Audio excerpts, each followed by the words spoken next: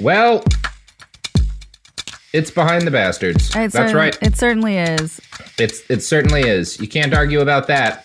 That is a fact that is as undeniable as it is undeniable that someone in the subreddit will decide to argue with us about that point, because that is what they like to do.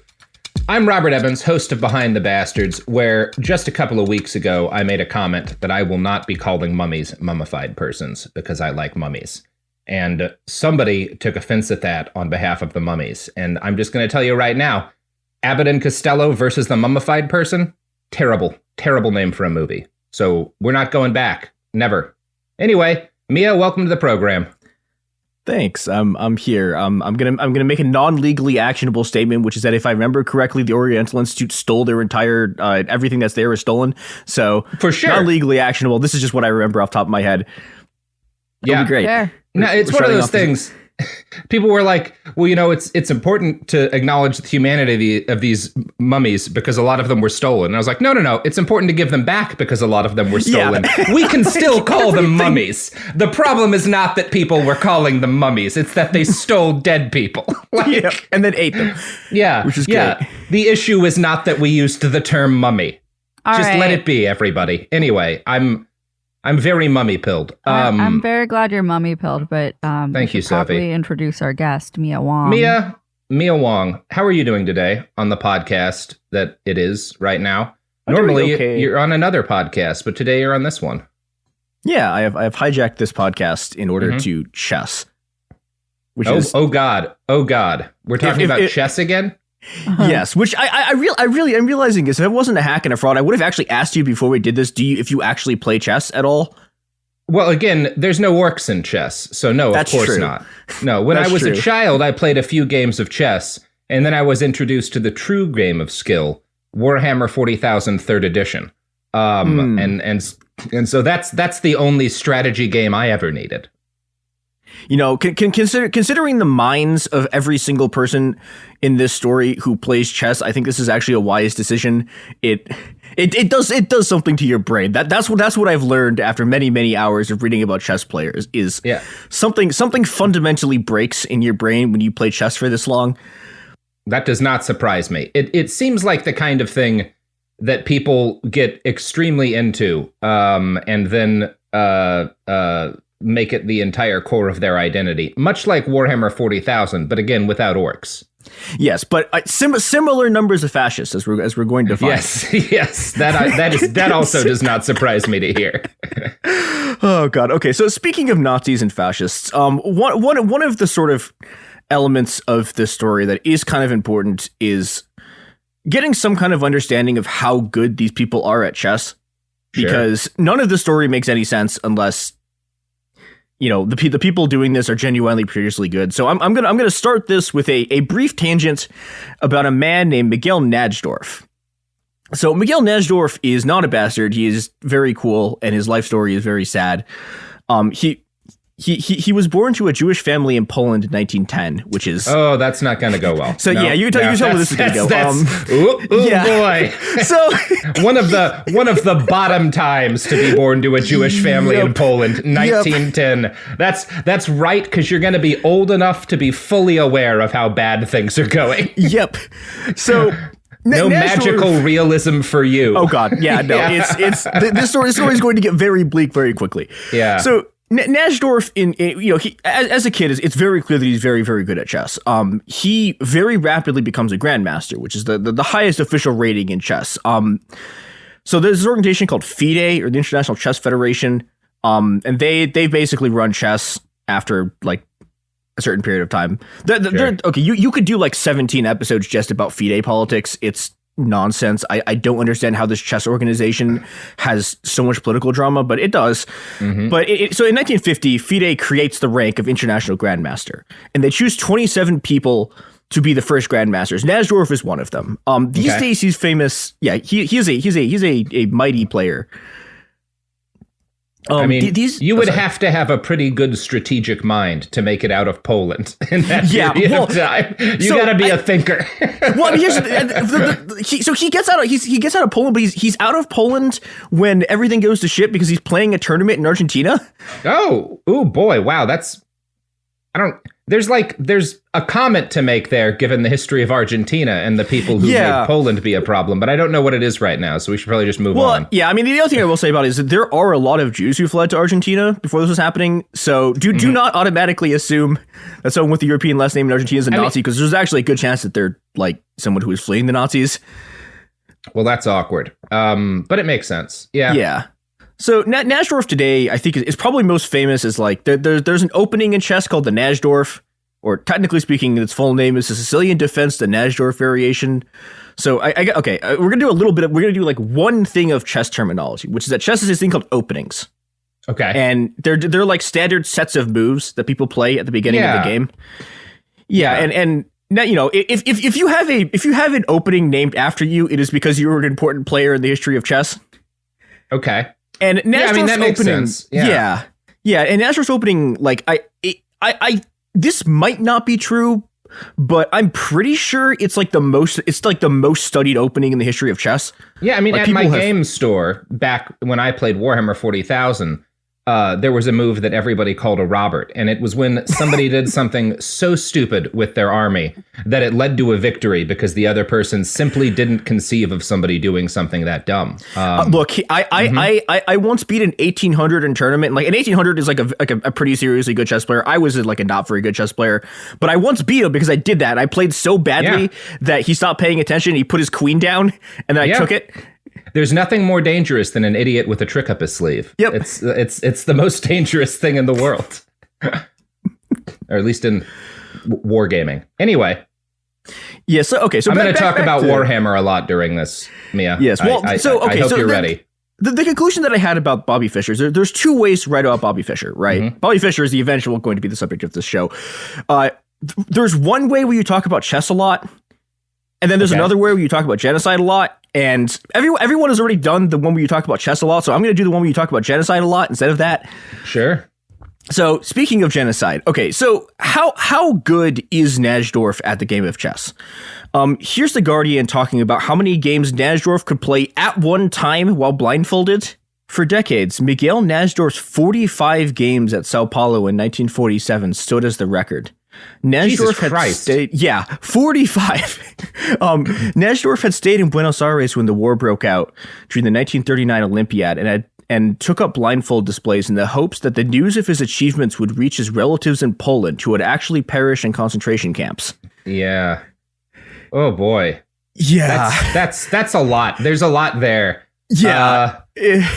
Playing 45, the desperation that is behind playing 45 games of chess at once so your relatives in the Holocaust will know that you achieved something is like, it's both deeply impressive and like heartbreaking in a really specific way that I don't think I've encountered before. But I get it.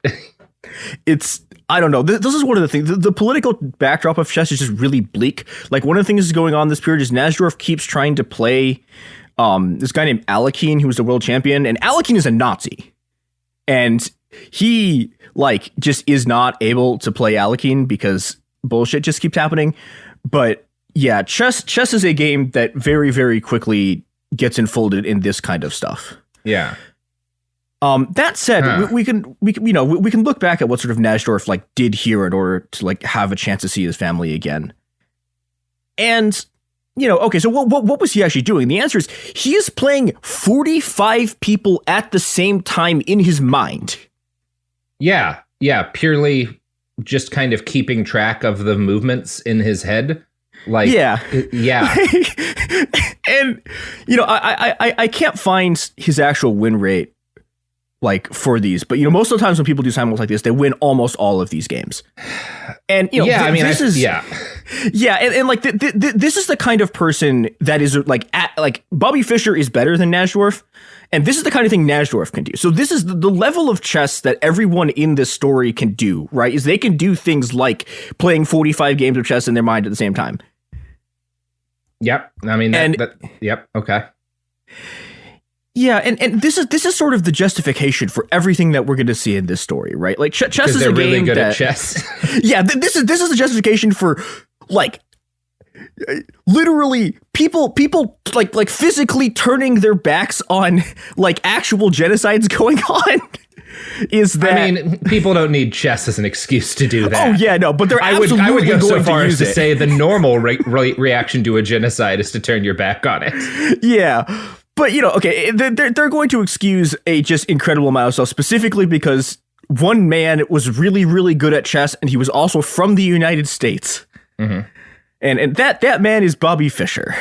Oh, boy. Now, most of my knowledge of Bobby Fischer comes from a Hilltop Hoods song called Cosby Sweater. So I know very little about him, other than that he was good at chess. Yeah, that's... Okay, so there are two important things about Bobby Fischer. One is that he's very good at chess. The second one is that he's a Nazi. Oh, and gosh. We will be establishing both of these over the course of this episode. Okay. Chess So- Nazi. All right. Well, there's our Yeah. title. So that's good. Sophie, mark that off the to-do list. Chess Nazi Bobby Fischer, solid title. That'll keep everybody happy. Yeah, the words Bobby Fischer, chess Nazi, this is the closest I've ever come to divine inspiration. They just appeared in my head one day, Yeah. and I was like, I need to do this episode No, now. That's good. So, I mean, why do we... I feel like if a Nazi is good at chess, that's an easy case for just push that fellow in a river. Put some heavy rocks in their pockets, right in a river. We don't need a Nazi to be good at strategy and just kind of hanging around society. That's not going to help anybody. You would think, but it's chess, and what the thing that happens when a Nazi's good at chess is everyone like gives them a bunch of money. Well, I don't like that either. Although, yep, okay, I don't like that either. But I guess it does show that chess isn't really good for anything. Not really, no. So, okay, but Bobby Fischer was not born rich. He's born on March 9th, 1943 at the Michael Reese Hospital in Chicago. And I need to make an important note at the beginning here. We do not claim this man. Fuck this guy. This guy's not a Chicagoan. He leaves very quickly. Wow. I mean, you can tell it's bad because his hospital was named after the current sheriff of Multnomah County in Portland, Mike Reese.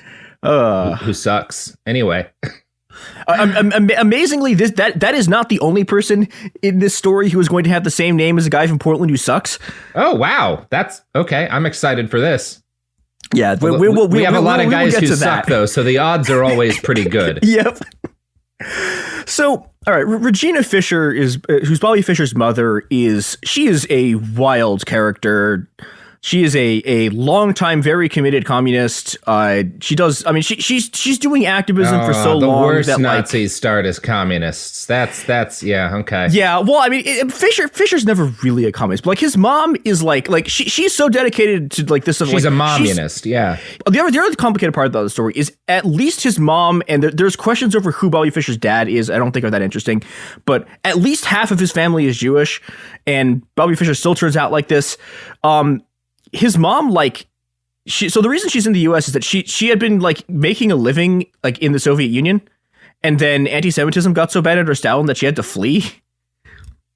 Ooh. And so, you know, she's now in the U.S. and when she gives birth to Bobby, she's like completely broke. She is a homeless single mother, and so after about a week, they kick her out of the hospital, and they're like, okay, well, where do we send this person? And she gets sent to this hospice for single mothers. Great country. I bet this was a nice place, well funded, had a lot of respect for single mothers. Okay, here's the thing. If she had been allowed to stay there, it probably would have been kind of okay. The problem is that the way the hospice worked was that it's only supposed to take care of parents and newborns. So Regina has another daughter, or has a daughter who's like very young. Okay. And she tries to bring the daughter to this hospice thing, and they are immediately like, you need to leave. And she's like, no, I have literally a week-old baby and another child, and I have no home. So she tries to stay there, and they call the cops. Cool. And and this isn't just like the CPD arrests her, and this isn't even just like an arrest. It's not even just like they take her in and like whatever. They prosecute her for this. Jesus Christ. Yeah.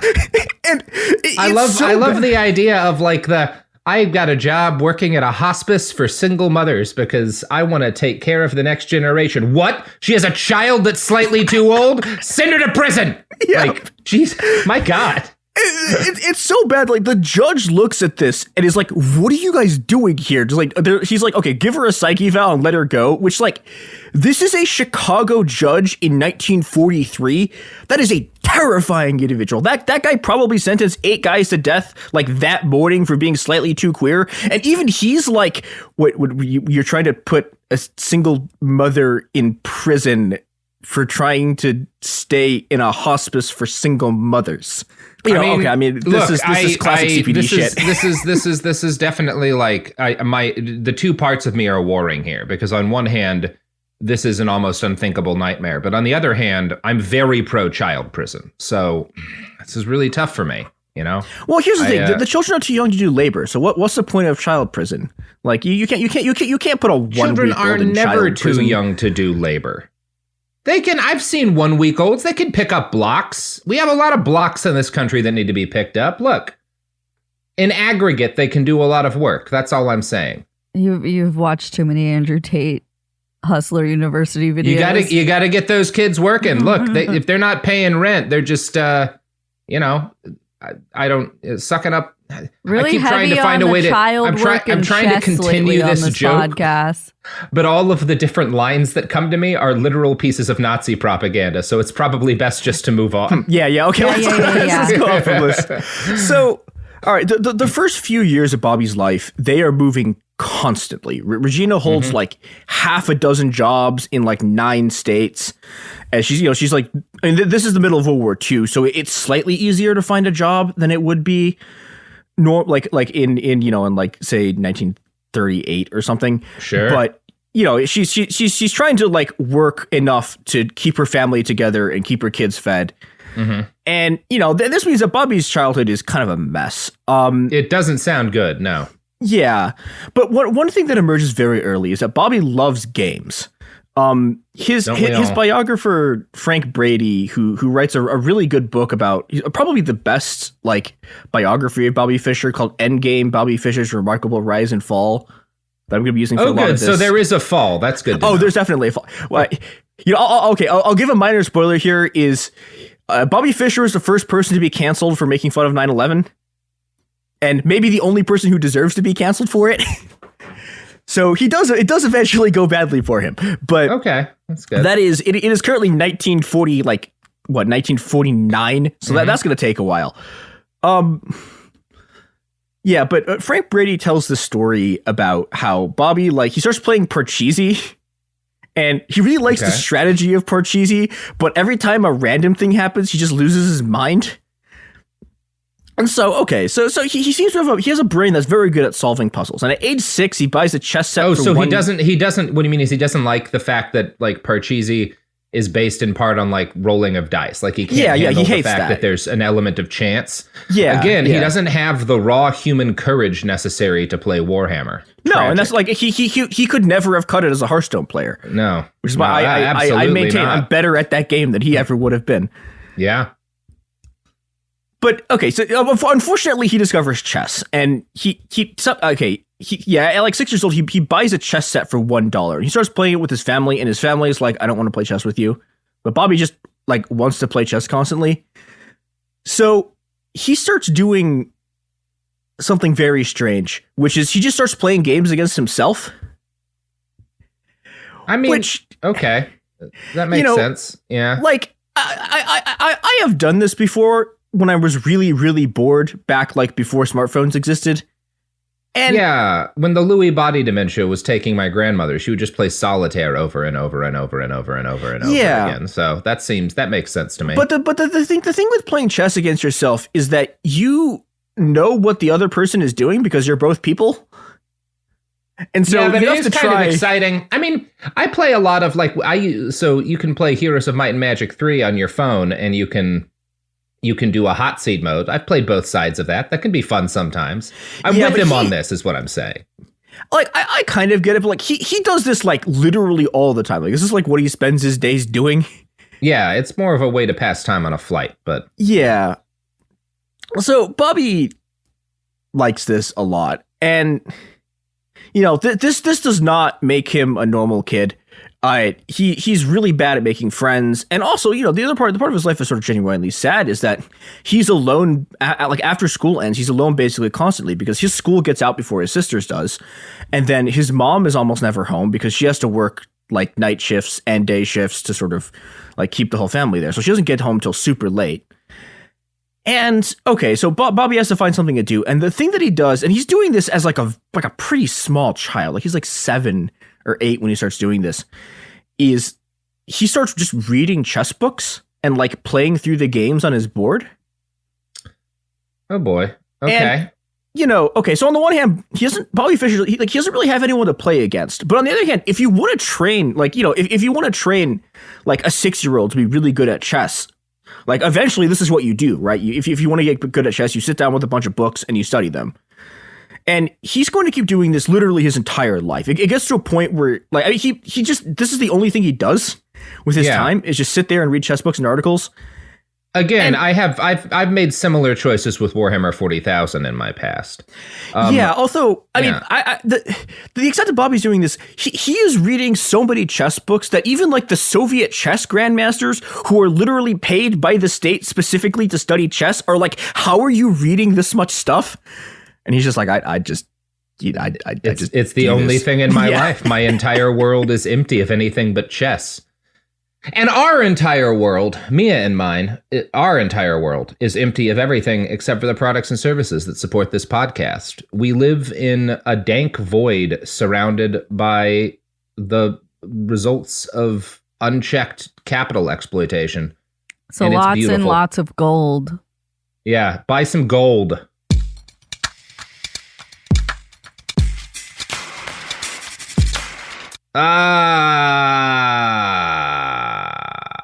I do get like 10 to 15 messages a day about the gold ads. Yeah, you love that, Sophie. That lets you feel like you're not alone. I know, guys. I see you. Look, I am a big fan of people reaching out to us and letting us know that there are random ads from a shady gold company going into our thing. Please continue to do that. Every day, Sophie messages me and says, my life has been improved by the fact that people are complaining about these random gold ads. Don't just skip ahead by like 30 seconds or a minute using the button on your phone. Message Sophie. She loves it, and it makes her feel wanted and like she has a wide and broad base of friends out on the internet just checking out to her, letting her know there's gold ads on the show. So please keep doing it, everybody. One of the upsides of podcasts is that none of you ever, well, I say upsides, none of you ever get to see the faces Sophie makes during this, which makes my life better and makes your life worse, and this makes me happy. Mm-hmm. Just know that my face said, I hate you, Robert Evans. I know. I hate you. I know. But you know who I don't hate? Mia Wong. Oh. All right, then. Yay. Let's rock on. Yes, let us return to the world of Bobby Fischer as a very small child. So, all right, Bobby Fischer's mom is very concerned about the fact that he's just sitting around playing chess all the time but doesn't have anyone to play chess with. So she emails a chess guy at like the local newspaper and is like, hey, can you find someone for my like 7-year-old child to play with? And for reasons I do not understand, this guy is like, yeah, here, go play at this simultaneous exhibition that this like chess master is going to be holding. So yeah, chess masters do these things where they're called simuls, where we talked about Nazareth doing one of these, right? I mean, normally they're not blindfolded, but it's a guy shows up and like you show up and like 30 of you just get destroyed by this guy. So this newspaper editor is like, okay, send Bobby Fischer to play against like this incredibly strong American player. And the result of this is that 7-year-old Bobby Fischer just gets absolutely annihilated and then starts crying because he's a 7-year-old and he's just like gotten destroyed in public. And this is an interesting sort of event in Bobby's life because people make a lot out of this. Like when you read biographies, people like, this is a critical moment. And like, it probably kind of is, but also like, I don't know, he's a 7-year-old. It turns out when this happens to a 7-year-old, they cry because they're 7. I mean, it's still toughen up a little bit. Come on, kid. Yeah. People expect really weird, like people keep asking, like people like throughout his entire life, people would ask Bobby Fischer about the games that he played when he was 7, and they were like, "Do you remember these games?" And it's like, this man is 7. Like, come on. Why do you, the chess writer, expect this guy to remember a game that he played at age 7? I don't know. I've just been sort of continuously baffled by chess writers as I've been. I mean, chess writer does kind of presuppose a few things about a person. I guess I'm not surprised that someone who would pick that as a living would want, like, question somebody in depth about a series of games they played when they were too young to be fully conscious of the world. That makes sense to me. If someone were to interview me about being 7, I have moderately strong memories of herding a bunch of cows with a broomstick in my fucking back 40, but that's about it. I remember the time my dog got skunked and then ran into the house and skunked the entire house. No. And I remember getting not the big Lego pirate ship, but I had a good report card, and my mom got me the small Lego pirate ship, and that was the best day of my childhood. You know, it was fucking dope ass pirate ship, everybody. So someone should have got Bobby Fischer this thing so he didn't turn into Bobby Fischer and instead had a cool pirate ship. One Lego pirate ship could have solved a lot of problems. Yep. Instead, unfortunately, what happens is that so there's a guy who is the president of the Brooklyn Chess Club who like sees the 7-year-old playing this game, and he's like, wow, the 7-year-old's actually pretty good. And he invites him to join the Brooklyn Chess Club, which is very weird because the Brooklyn Chess Club is like, it's a very prestigious organization. It's like where like doctors and lawyers and stuff go to play chess, and they don't allow children in. But the president's like, nah, I'm making an exception for this like 7-year-old. And so Bobby shows up, and nobody wants to play him because, and this is a sort of a thing that's I think kind of special about over the board chess that you don't get with very many other things, which is that over the board chess is one of the few games you can play where you sit down and there's a 7-year-old across of you, and the 7-year-old just destroys you. Yeah, I mean, Warhammer actually would be one of the others, but yeah, but they're kind of rare now. But the problem is, okay, so Bobby Fischer shows up and nobody wants to play with him. It would be cool if football worked that way. Oh my god! Like full contact football, throw some 7-year-olds on the field. Now let's see if they're prodigies. Put them up against these 350-pound steroid monsters. See how it goes. All right, kid. After the snap, there's no more rules. I mean, you know, I was saying, so they throw Bobby Fischer into this pool, and it goes about as well as you would expect a baby fighting like a guy in full football shit, which is he gets run over and destroyed like continuously. Yeah, awesome. That's good. That's good for kids. Yeah, but unfortunately, he like just keeps doing this, and so he like even like progressively more and more of his time is consumed by chess. It gets to the point where like he has this like little chess set, and his chess set is just like covered in crumbs and like stains of all the food that he's eating while he's playing chess.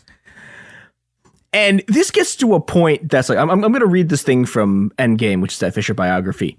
He even maintained his involvement with the game while bathing. The Fischers didn't have a working shower, just a bathtub. And Bobby, like many young children, needed to be urged to take at least a weekly bath. Regina established a Sunday night ritual of running a bath for him, practically carrying him up to the tub. And once he was settled in the water, she'd lay a door from a discarded cabinet across the tub as a sort of tray, and then bring in Bobby's chess set, a container of milk, and whatever book he was studying at the time, help him get into position them on the board. Bobby soaked sometimes for hours as he became engrossed in the games of the greats, only emerging from the water prune-like when Regina insisted. Ew, the milk of it all really just added to the visuals. It's not right. I don't like that. Yeah, that's not my favorite thing that I've heard. To Regina's credit, she actually this is why we. Okay, I don't know. I'm on shower gang now. I'm fully shower pilled. I'm a shower cell. I couldn't agree more. Mm-hmm. I used to think a bath was a lovely thing, and now it's been milkified and dorified. That sounds horrifying. Yeah, it's horrible. It sounds like a scene from one of the later Alien movies where one of those androids has been wounded, and they've got that like white milky blood gooping out everywhere. Gross. So thanks for that, Mia. Yep. Mm-hmm. So, as you can see, this is a very normal child. Yeah, sounds like a great childhood.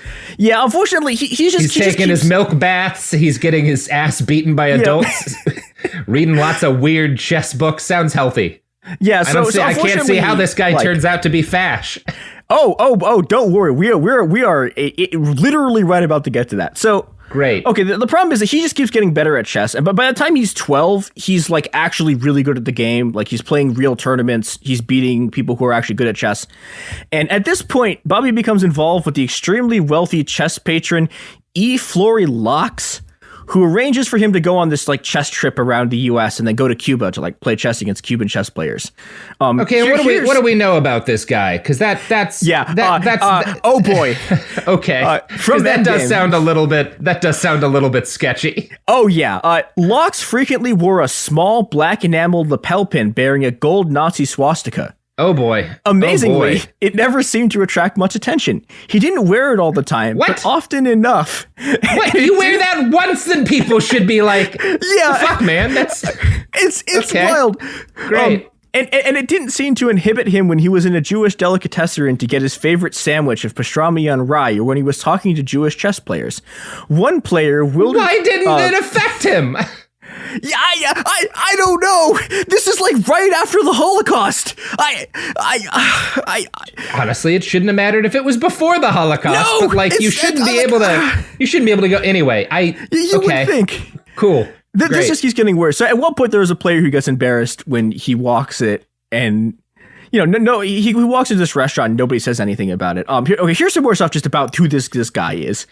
In addition to the pin, Locks often wore, weather permitting, a small brimmed alpine fedora with a feather in the band, adorned with emblems from countries he traveled to. Absolutely not. Okay. He ostentatiously dressed in lederhosen at times, and for a few years even sported a Hitlerian mustache. When he entered tournaments dressed in khaki shirt and pants and dark tie and displaying that mustache, it was as if the doppelganger of Der Fuhrer had been reincarnated.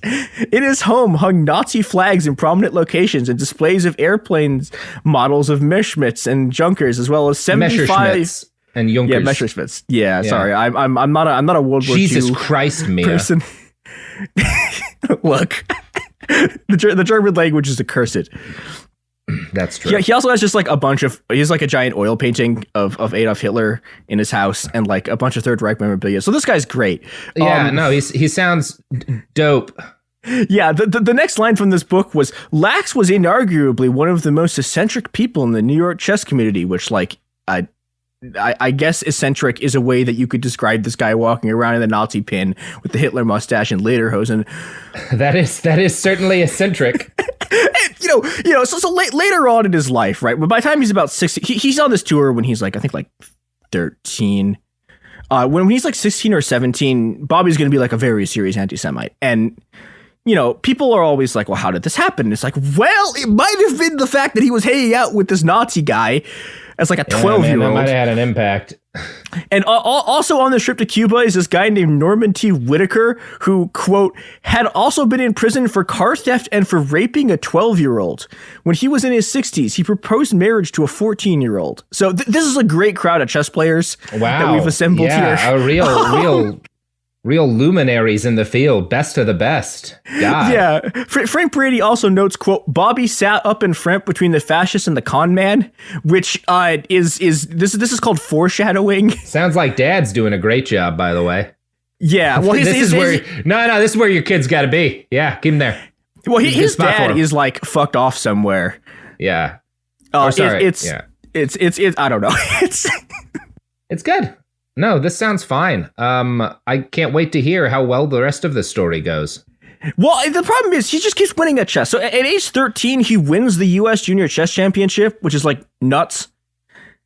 And okay, unfortunately, I do have to talk about one game of chess because Bobby Fischer plays. I mean, he plays a lot of famous games of chess. He plays one very famous one at age 13, where. Okay, so this game gets dubbed the game of the century. People talk about it literally all the fucking time. I'm sick of it. I'm very angry. This game's fine. He plays like he's playing like a very strong international master. And he plays a pretty cool game where he famously sacrifices his queen and then uses his queen sacrifice to get this attack and does all this stuff with his knights and his rooks, and everyone is loses their minds. Yeah, exactly. Unbelievable. Yeah, and okay. On the one hand, this is a pretty good game of chess. On the other hand, I can open YouTube right now and find 1,000 games of chess that are way cooler than this, that aren't the product of domestic operation paperclip. So, this is okay. This is the extent of which I'm going to talk about the game of the century because I'm sick of people talking about it. Okay. Yeah, but unfortunately, I do have to mention here, chess people will attempt to murder me in my sleep. So. Yeah, chess people, I hope you're now satisfied. I have briefly covered this one game. See, I'm not worried about that at all. I feel like I could beat the shit out of chess people in a fight. Maybe, they spend all their time reading chess books. Mm-hmm. They have, I don't know, they have suspiciously high level state contacts, which is not a. I don't know. You wouldn't think that was true, but these guys know a lot of intelligence agencies. Yeah, well, that's fair. So at age 14, Bobby Fischer becomes the American chess champion. And Robert, you might be asking, how did a 14-year-old win the U.S. Open and become the American chess champion? And part of it is just that the Americans suck at chess. Yeah, that sounds right. And the other thing that's going on here is that Bobby Fischer, okay, so he realizes that Americans aren't very good at chess, and so he learns Russian in order to read Russian chess books. And he just keeps doing this his entire life. He just keeps learning languages, specifically to read chess books that are in other languages. And so, he starts reading, he starts reading these things. And, while all of this is happening, Bobby Fischer starts getting investigated by the FBI. Okay. Which, okay, so that's bad, right? You don't want to get investigated by the FBI. Yeah, that seems like it's he no is good. being investigated by the FBI for a third of his life, but somehow it's the third of his life where he doesn't think that he's being investigated by the FBI. Oh. Which is a very, very strange. So the reason this is happening is that the FBI thinks that his mom was working for the Soviets. Okay. And okay, it turns out that not only was she not working for the Soviets, she'd actually gotten kicked out of the Communist Party, but, it's the FBI. They're not going to let something as petty as, reality get in the way of their sort of domestic, espionage operations. And this gets, so serious that, they are, the FBI is infiltrating TV shows, the crews of TV shows that Bobby is going on to, see if he's a Soviet spy. His mom starts drilling him about what to say if the FBI shows up at your door, which is apparently, quote, "I have nothing to say to you." Yep, that is the thing that you say if the FBI shows up at your door. Come back with the warrant. I'm not speaking to you without a lawyer. Nothing the fuck else. Actually, honestly, this is the first time mom has given him good advice. Yeah. Yeah. Well, I feel really bad for her because it's she's also the only person in Bobby Fischer's life who ever attempts to stop him from playing chess. Mm-hmm. But she does this by going to chess psychiatrists and being is he addicted to chess? But they're all chess psychiatrists, and they're no. Yeah, I don't think you're going to get good information from a chess psychiatrist. So okay, and later on in life, Bobby Fischer's going to get absolutely obsessed with the idea that he's being spied on and people coming to kill him. And on the one hand, this is just his own sort of descent into conspiracy theories. But on the other hand, it's hard to argue that the fact that the U.S. government was in fact spying on him for a bunch of his life, did not play a role in this. I mean, given the period of time that this is, if you are someone who is even moderately prominent in a thing that might put you in contact with people outside of the United States, you're being spied on by the U.S. government. Okay, so one of the big things happens is Bobby Fischer is trying to go to the USSR to play against the Russian chess players. Mm-hmm. And, so the Americans hate this. But, okay, so what the larger backstory here is because Bobby Fischer's now the U.S. chess champion, he gets invited to this tournament in Yugoslavia. And if you place high enough in this tournament, you get a chance to be in another tournament. And if you win that tournament, you can become the world. You can play the world champion and become the world champion. So he goes to this thing, right? And while he's in Yugoslavia, he has to go to Yugoslavia, but he's okay, I'm going to go to the Soviet Union because it's close. And the Soviets are sure, 15-year-old Bobby Fischer, you can come be a guest in our country because you're good at chess. So Fischer shows up to the USSR and he steps off the plane and just immediately starts demanding that the Soviets bring out their best chess players to play him.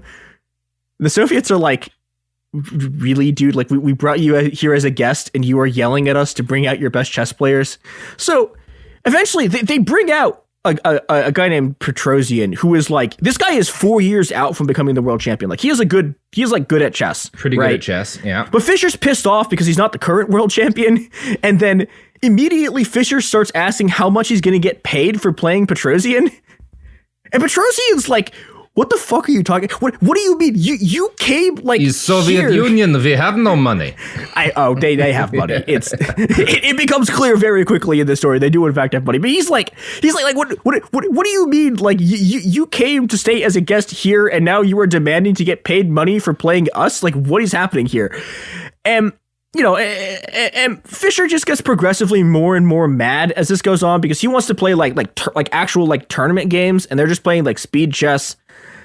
And he just gets like progressively angrier. And okay, so there is a very important event in the life of Bobby Fischer that happens next, and there's a lot of disputes over what exactly happened. The claim at the time was that Fischer, like standing right next to his like English, like his English translator, starts yelling about like, quote, these Russian pigs. This is the way that I've seen it reported in a lot of the sort of books and articles about him. And this is what gets reported to the Russian press. Frank Brady, who's Fischer's biographer, claims that Fischer actually said pork and was complaining about his food, but the translator confused the word for pork and pig. Okay. But whatever happens, like, this turns into sort of like a firestorm, right? Because, this American kid came here and then starts screaming about Russian pigs. And the Soviets are like, okay, you like can't stay here now. And okay, so this means that Bobby still has time before this tournament. He's like, okay, where am I going to go? And then from left field, by God, is that Tito's music?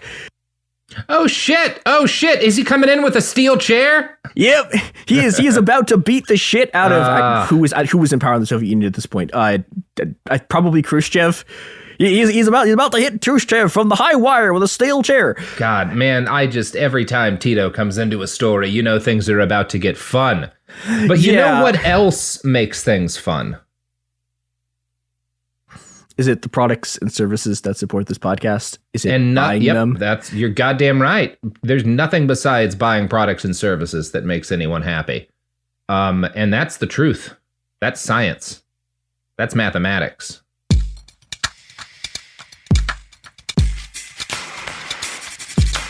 And we're back. All right, please continue, Mia. So Bobby is getting kicked out of the Soviet Union. Yugoslavia, who is like the great socialist enemy of the USSR, swoops in and is like, hey, Bobby Fischer, yeah, come here, play our grandmasters. It'll be great.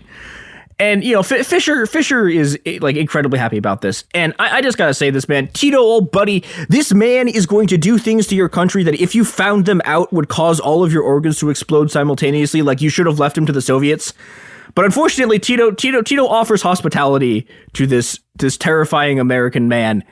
And, the product of this is that Fischer like goes to Yugoslavia and loves it there. And for like the rest of his life, he's going to, well, okay. And this is where we need to be sort of careful. He's going to like he's going to like Belgrade a lot, specifically. Hell yeah. This is going to become important later. Hey, Belgrade's dope city. Love it. Yeah. If you want to get a pile of perfectly cooked processed meat walked to you by a waiter who is actively smoking a cigarette over the plate and enjoy the entire experience, Belgrade is the city for you. I mean that unironically. Great town. Love it. Yeah, Fischer, I don't know. He just enjoys that a lot, and other stuff that he's doing there, question mark. We'll get into that a little bit. Okay, so he's playing this tournament, right? And everyone expects him to just sort of bomb out because he's like 15. But instead what he does is he draws like a bunch of the best players in the world. And, and he beats some people. He draws like 3 of the best Soviet players. And somehow, this like 15-year-old kid from the absolute provincial backwater United States, like qualifies for the Champions Tournament and simultaneously becomes the youngest grandmaster in history. And it's at this point that everyone starts to lose their minds for Bobby Fischer.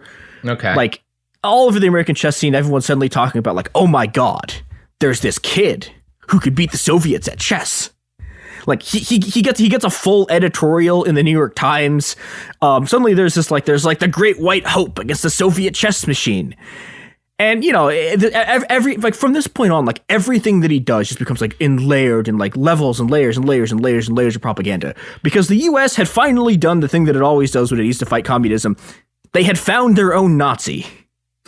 So, okay, even at like this age, Bobby is very, very anti-Semitic. He's better at hiding it than he's going to be later on.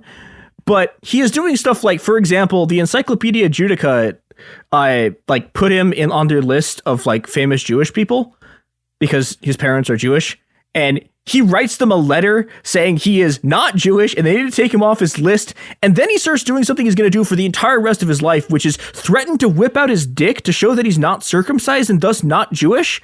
Wow. Which is like, I mean, can't argue with that. Perfect evidence there. I don't know. I have nothing on this. It is a very, very weird kind of anti-Semitism, and I need everyone to like, okay, whenever you think of Bobby Fischer, you need to understand that he is at all times 2 steps away from just whipping out of his dick to prove how not Jewish he is. Like he's gonna like. There's gonna be another time he does to bring racism into the proud tradition of whipping out your dick at a chess tournament. That's heartbreaking. Yeah, he's, I don't know. He is a wildly weird anti-Semitic person. There's another story of his sort of early anti-Semitism. So in 1962, he's doing this interview. He's, I think, how old is he? Like 18 or 19 at this point. There's this Harper's Magazine interview where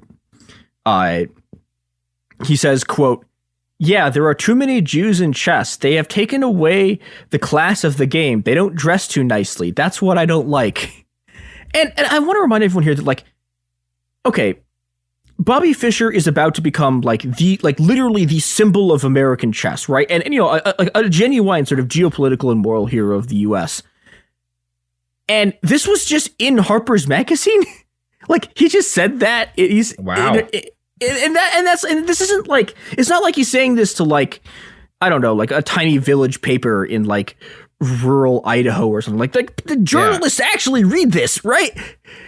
But, you know, there's something that's going to happen time and time again in the story, is that like the press is just like, they'll see him say something like this, and then they're going to see some pretty good chess, and they're just instantly going to forget about it, and everyone's going to go back to comparing him to like Mozart and like Picasso, and immediately forget what he thinks about the Holocaust. Mm-hmm. Yeah, he's a literal Nazi, but he's good at chess, so who can say if it's bad? Yeah. So, okay, but back to him being good at chess for a little bit. Fischer qualifies for the Candidates Tournament, which is this is a tournament where, like, if you win it, you get the right to challenge the World Championship. And, like, almost immediately after he gets there, he makes history by becoming the first Grandmaster ever to get into a fist fight with another Grandmaster at a chess tournament. Okay, now that's dope. That's good. That's like Adam Sandler and fucking Happy Gilmore. Yeah. So, all right. So I respect that. Look, he's a Nazi, but that's pretty funny. Yeah. And then he does there's another very famous Bobby Fischer thing that happens here. And I'm just going to read this from Endgame. Henry Stockhold, a chess player who was covering the match for the Associated Press, brought Bobby to a brothel one night and waited for him. When Bobby exited an hour later, Stockholm asked him how he enjoyed it, and Bobby's comment, which he repeated other times, has been quoted, "Chess is better." Huh. So this is a incredibly weird dude. Yeah. Unfortunately for Bobby, he just gets like destroyed in this tournament. And this leads to basically what becomes the Bobby Fischer chess special. He immediately starts screaming about how the entire tournament was rigged. And this is like enough that he gets an entire like giant, I think it was like a front cover piece in Sports Illustrated called "The Russians Have Fixed World Chess." And okay, so this is kind of true. What was happening at these tournaments is that the Soviets would play these like fast draws against each other so that they could like preserve their energy for when they had to play non-Soviet players. But also there was endless analysis of this that's done by like people then and people now. And basically what they concluded was like, okay, so the Soviets win every tournament, but the Soviets win every tournament because they have more good chess players than anyone else does. I mean, Yeah, that makes sense. Yeah, but Bobby is convinced it's because they're just like cheaters, and he gets really, really angry at this. And, he's already nursing this grudge from the Soviets, like, kicked him out. And so at this point, he basically just, like, swears eternal revenge on the Soviet Union to the point where he refuses to play any tournaments that the International Chess Federation puts on because he's like, the International Chess Federation is like a tool of the Soviets.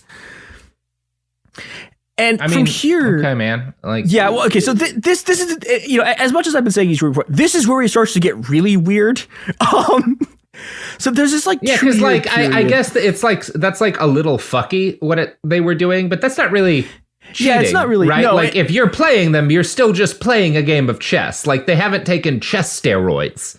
They're not hiding an extra queen up their sleeves. No, they're just like kind of coming in a little fresher than you because they fucked around slightly. But I don't know. Cheating seems like a weird way to phrase that. Yeah, and he gets just utterly on his like deathbed, he is going to be yelling about how the Soviets cheated him and like stuff like that. All right, man. And and partially he just gets he turns into a kind of guy that is partly very recognizable and partly not. So his two favorite books in this period are 1984 and Animal Farm. Oh boy.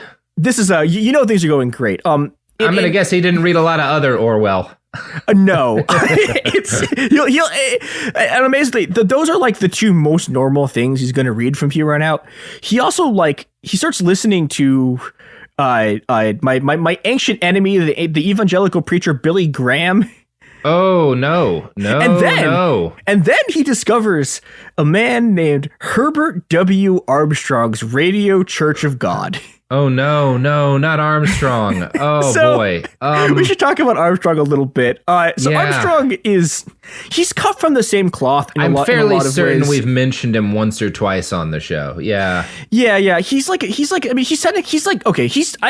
think he's technically Christian, but he's definitely technically Christian. Well, here's the thing. He's not a Trinitarian. And at that point, I start looking at you real closely when you deny the Trinity as to whether or not you are actually a Christian. This is the line that someone who is not Christian, has imposed on Christianity. See how they like imperialism this once.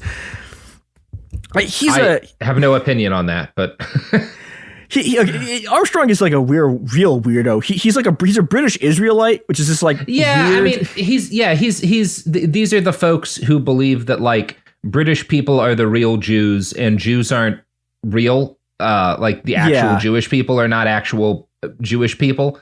There's a bunch of weird this kind of feeds into the creativity movement and we're gonna get to that a little bit too. Good. Yeah. Huzzah. So what there's a lot of things that he gets involved with. Fischer he doesn't quite join the church because there are some prescriptions on stuff. The church has rules about you're not supposed to date anyone outside the church, and Fischer's like, this is stupid. So he doesn't technically join the church, but he's good taking Bible Bobby, classes for fighting from them. The power.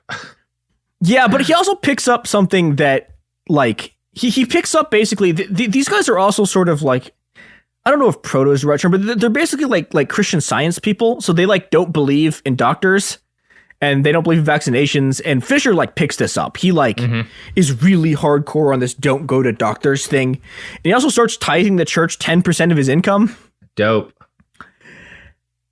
And the other thing he starts doing around this period is he starts carrying around this blue cardboard box everywhere that he goes.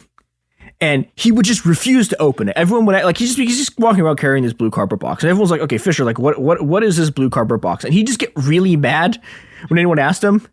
And one time he finally relented to the pressure and opened it. And inside of the box was the Bible. Which, oh my God. This is something that a youth pastor would tell. That's one of those this child's name really was Albert Einstein. For jokes. Jesus there, buddy. Yeah, it's so he gets very weird. So this goes on for he has a couple of years of being wrapped in his I'm not going to play for FIDE. He plays very little chess, but eventually FIDE is able to sort of entice him back to play chess again by changing the format of the world's tournament. So people couldn't, the candidates tournaments, people can't collude. And so Bobby Fischer goes into this tournament. And he just trivially easily destroys like 3 Soviet grandmasters. And he very, very quickly and incredibly decisively, I mean, he just annihilates them. And this means that he has the right to challenge the world champion, Boris Spassky, who at this point, Spassky's like one of the few people on Earth that Fischer has never beaten. But, this is a sensation in the U.S. Suddenly, like, back when he, like, qualified for the candidates tournament, like, chess, like, there was some coverage of it, and, like, chess people were talking. Now, like, everyone knows who Bobby Fischer is. Like, in the entire country. This is, like, everyone, and suddenly everyone's into chess, too. Like, it's on the front page of the New York Times. Every TV station is covering it. Like, when people briefly cared about hockey because of that team fought the Soviets. Yeah. Yeah, and like this is basically the 1970s version of like the Magnus Carlsen, Hans Niemann like cheating butt plug thing, and it sparks like until basically literally this month probably like the greatest chess boom America has ever seen. And okay, so this is like nobody really cares about chess. What's actually happening here is this is basically an American nationalism and sort of anti-communism. And Fischer is seen by everyone, like including himself, as a cold warrior, a term that people took like incredibly seriously at this time, and now sounds like the tag off for like a rip-off Mortal Kombat character. Yep. And, okay, like the stated reason for this is that like chess is like a big deal to the Soviets. It's ideologically important. Like Lenin like played chess and wanted everyone to play chess. Yeah, we gotta. Yeah, the Cold War was quite a time. This is the thing you have to understand about the Cold War is every single person on the face of the earth is completely insane during this entire period, right? This match has literally no effect on the Cold War. Nothing. It does nothing. There was never a chance it could even conceivably have done anything. And I want everyone to keep this in mind as I tell the story of this world championship, because by the end of the story, the president of the United States is going to be personally involved in getting Bobby Fischer to play this game. Like this is a game of chess. They're just playing chess. Everyone is completely deranged.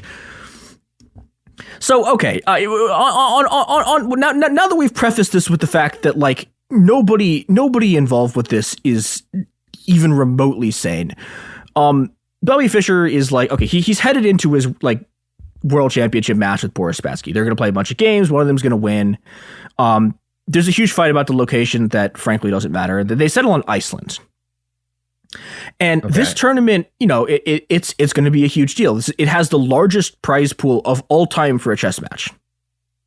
And Bobby Fischer takes a look at the most money a chess player has ever received for playing chess and is like, no, I want a bigger cut of the ticket sales.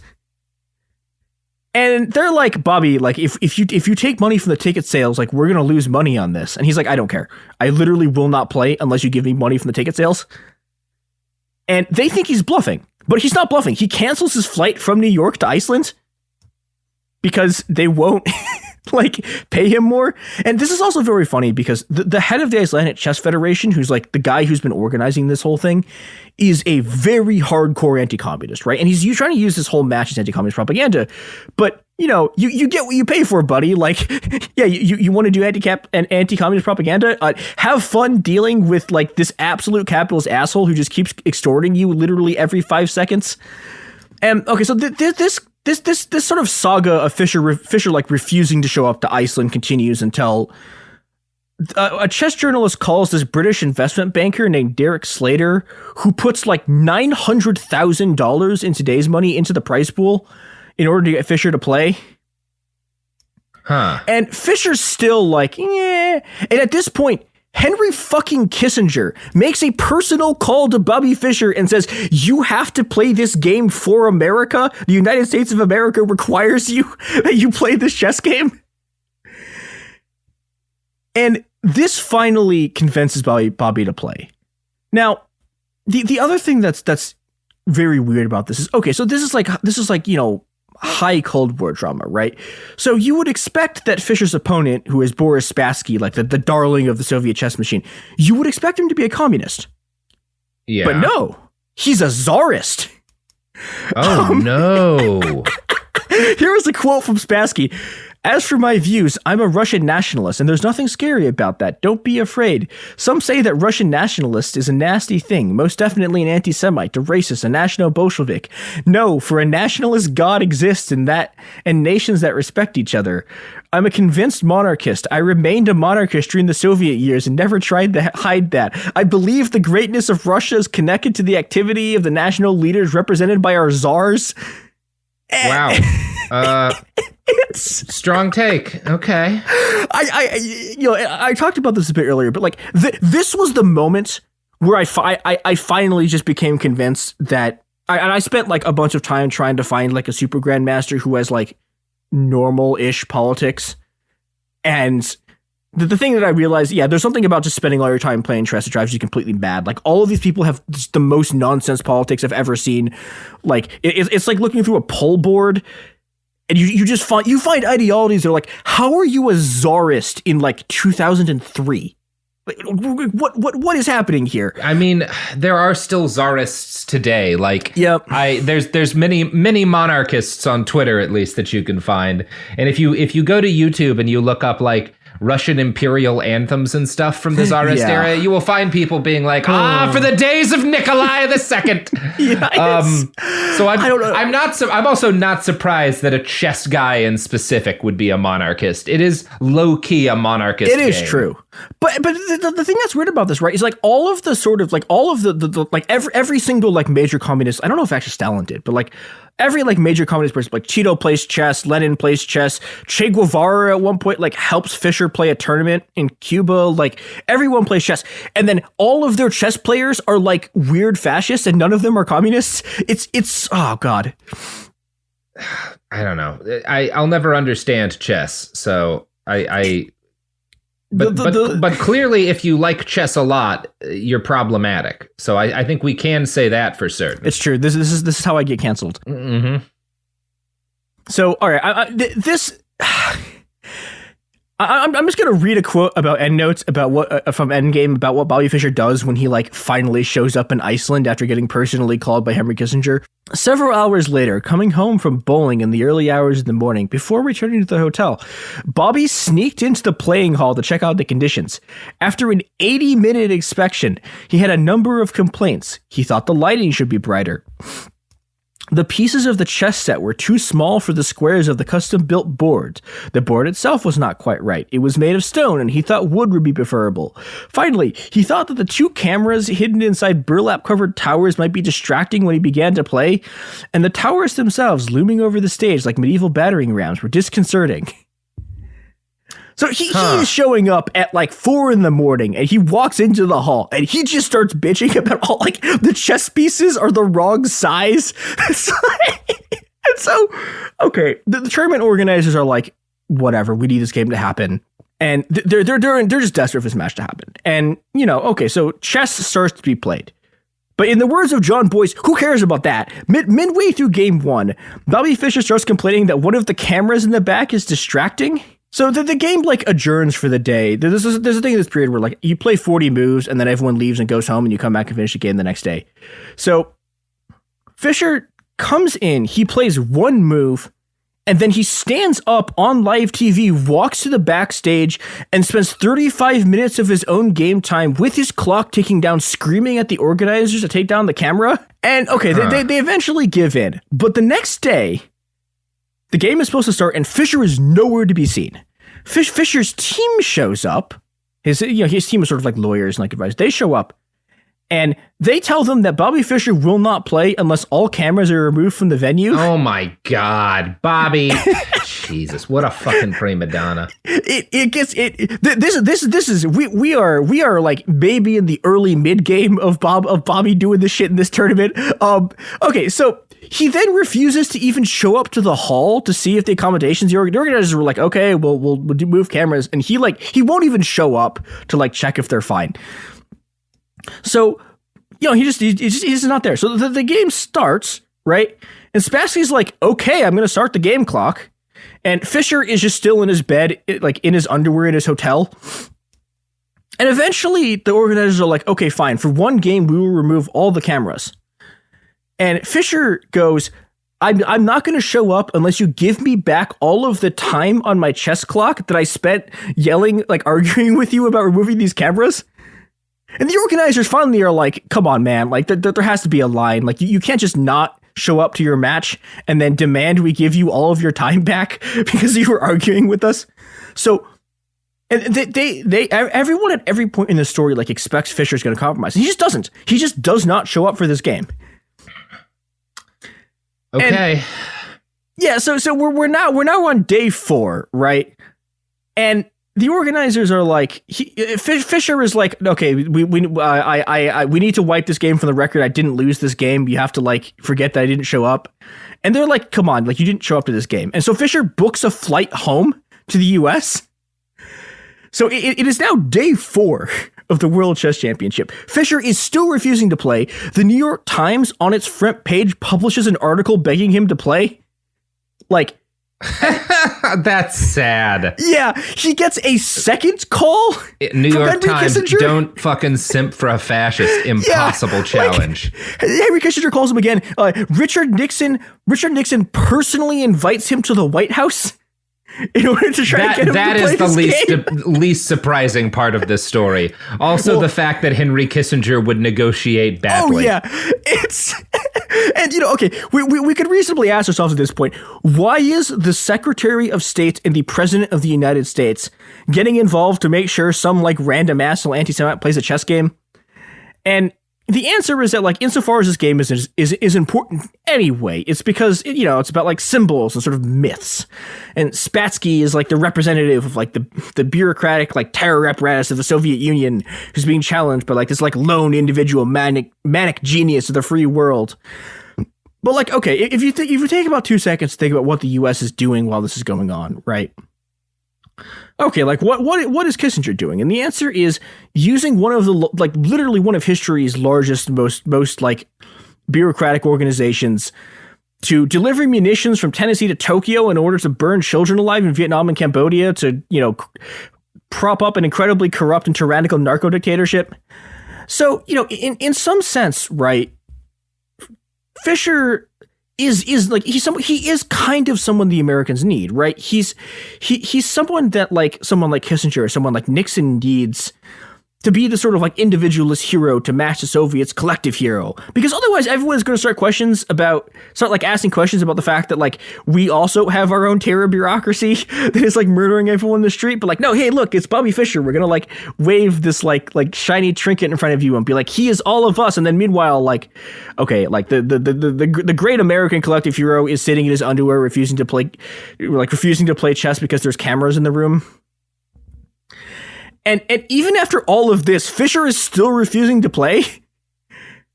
And what eventually convinces him is that, like, Boris Spassky, who by all rights at this point could simply have gone, I beat him, he refused to play me again, I'm going home, is like, fine, I will look, like, I will go talk to him, we'll play a game, be like backstage where there's no cameras.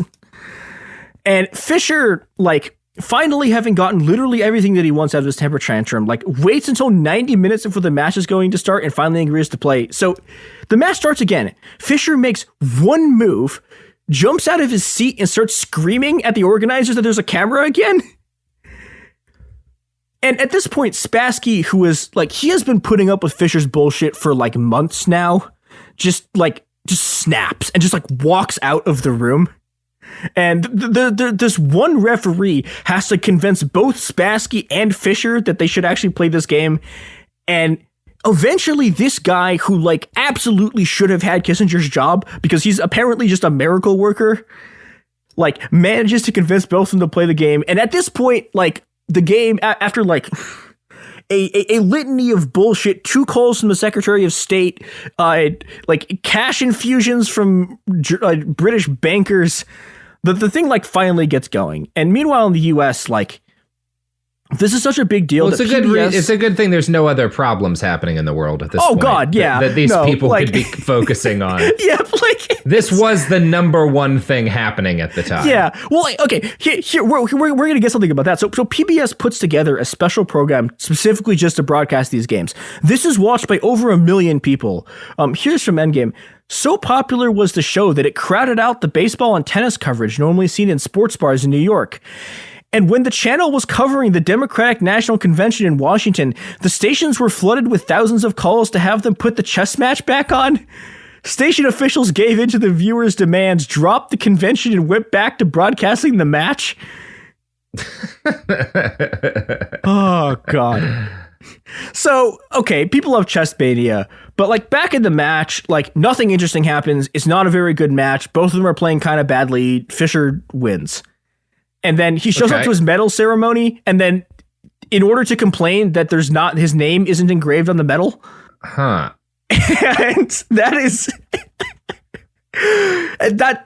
is Fischer winning the Chess World Championship. He at this point, Fischer is an American hero, right? Sure sounds like he's done one. all this stuff. Yeah. He is a profoundly American figure, and he comes back to the U.S. That is undeniable. He sounds extremely American. It's amazing. So he comes back to the U.S. and he gets he has a just infinite number of sponsorship deals and branding stuff, and everyone wants to talk to him, and he just turns them all down. Here's one last thing from Endgame. The most fabulous offer came to Fischer in 1974, right after the Muhammad Ali-George Foreman fight, known as the Rumble in the Jungle in Zaire. The Zaire government offered Fischer $5 million, I think that's $40 million or something in modern money, to play Anatoly Karpov in their country in what would have been a month-long championship chess match. Too short, said Bobby. How dare they offer me $5 million for a month-long match? This is $30 million in today's money. Ali received twice that much for one night. He didn't. Muhammad Ali did not get $10 million. No, but also Muhammad Ali's the sport that he played involved him destroying his brain by getting his skull smashed. So yes, okay. I understand why he might get more money. Yeah. Okay. Get this fucking next line. It was after that match that Ali began calling himself the greatest, and Bobby took issue with that too. Ali stole it from me, said Bobby. I used the greatest for myself on television before he ever used it. Okay, Bobby. You don't get to copyright the term the greatest. Yeah, and you don't get to complain that Muhammad Ali, you see? No, you know what? I think we should do a hybrid chess boxing match between Ali I would have loved to see Fischer. That. Ali literally would have murdered him. It would have been amazing. That man would have died in the ring. Mm-hmm. It would have been very funny. Oh. Unfortunately, chess boxing will not become a popular thing until 2 months ago. So rest in peace. We do. Yeah. Yeah, and this is where we're gonna leave Fischer here for today at the absolute peak of his fame. Amazing. And yelling at Muhammad Ali for calling himself the greatest because he did it first. I think we can all agree chess was a mistake. Yeah. Yeah. Mia, you want to plug your pluggables before we write out? Yeah, so I do a show called It Could Happen Here that Robert is also on sometimes. I am. And other people are also on, and it's good, and you should listen to it. And I'm also at CHR3 on Twitter if you want to be there for some reason.